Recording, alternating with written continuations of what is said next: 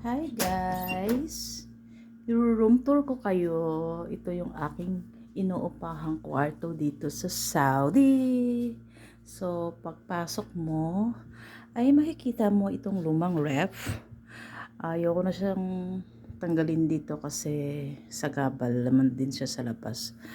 Okay lang naman sa akin na nandito siya sa loob kasi kahit paano nagagamit ko siya dahil yung iba kong mga gamit, ayan yung iba kong ingredients sa pagbibake at mga gamit sa pagbibake ay nilagay ko dyan. At least nakakatulong siya na mabawasan yung kalat dito sa loob ng aking kwarto. Ayan yung iba kong mga box kasi hindi ko tinatapon yung box ng mga gamit na ginagamit ko kasi kung sakaling uuwi ako ng Pilipinas, ibabalik ko siya sa box at para madali siyang ikahon.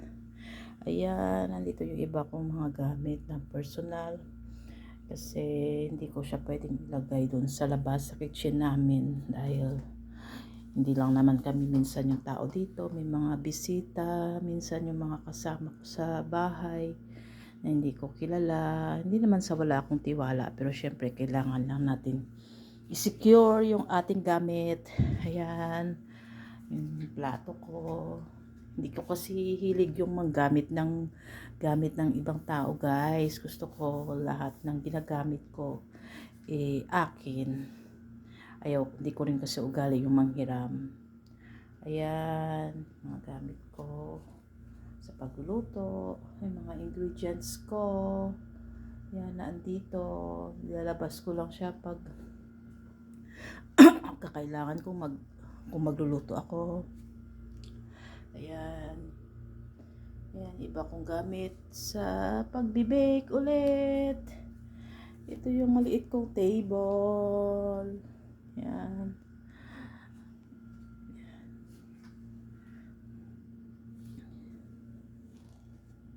Itong chair na to bigay sa akin ng aking kaibigan. Ayan. Ito yung kwarto ko. Meron akong maliit na speaker na merong microphone kasi kung minsan nagsasarili ako, may sarili akong mundo pag day off ko, kumakanta ako mag-isa dito. Ito yung aking bed. Ito yung dresser. Nandito na to. Ay, dresser ba tawag dito? Cabinet. Nandito na to nung lumipat ako. Ayoko sana siya dito sa gitna. Kaya lang wala akong magagawa dahil ang bigat niya, hindi ko na siya kayang ilipat. Ayan. To, kaya ako nagustuhan yung kwartong to nung makita ko siya. Kasi yung bintana niya nabubuksan. Ayan. Ay, may tanim ako dito palang sampagita. Alam nyo guys, nung sampagita na to, nung umpisa, maliit lang to. Mga ganito lang siya kalaki. Ayan. Tapos, nag-ugat siya. Kaya, tinanim ko siya. Kaya ngayon na yan na siya. Malaki na siya. Ilang beses na rin siya namulaklak. Ayan.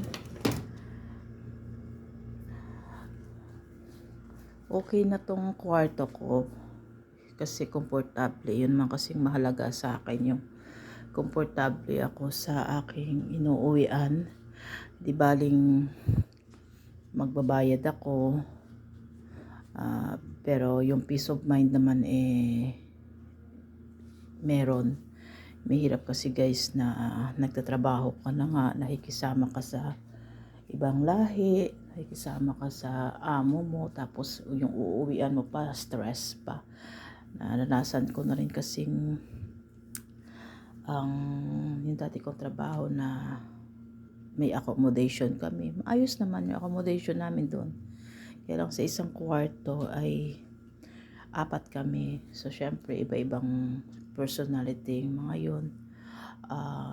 Wala ka magagawa kung may mga ginagawa sila na hindi mo gusto.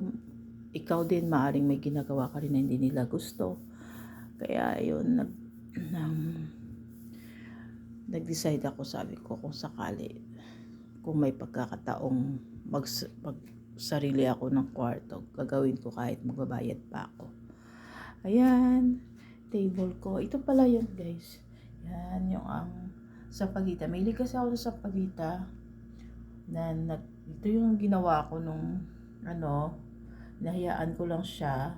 Nag-ugat siya, kaya yun tinanim ko siya doon. Yun na, nag tumubo siya. Ito naman yung rose nung kumain kami sa French, French ba? Oh, French restaurant sa Alcobar. Binigyan ako ng rose.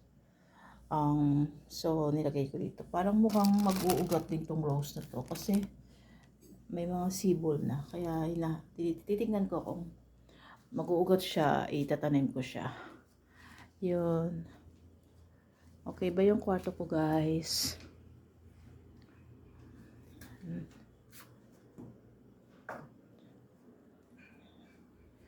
Ito yung lampshade na bigay din sa akin ng kaibigan ko. Yan. Ito yung mga souvenirs na binigay sa akin ng mga kaibigan ko. Ito. Galing to ng Oman ata. Ito si Pocahontas. Ito yung aking gamit dito. Ayan. Damit ko. Ayan. Ayan, mga gamit ko pa. Mga boxes ko pag bibake. Gamit din yan dyan. Yan. Okay guys. Thanks for watching.